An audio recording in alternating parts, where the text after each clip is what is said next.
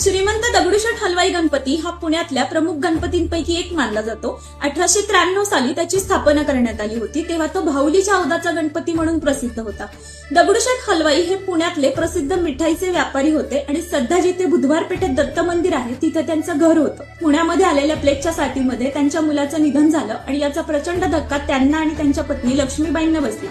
तेव्हा त्यांचं सांत्वन करण्यासाठी त्यांचे गुरु माधवनाथ महाराजांनी सांगितलं की तुम्ही दत्ताची आणि गणपतीची मूर्ती तयार करून घ्या आणि आपल्या मुलांप्रमाणे त्यांचा सांभाळ करा। ती दोन्ही दैवते भविष्यामध्ये तुमचं नाव उज्ज्वल करतील।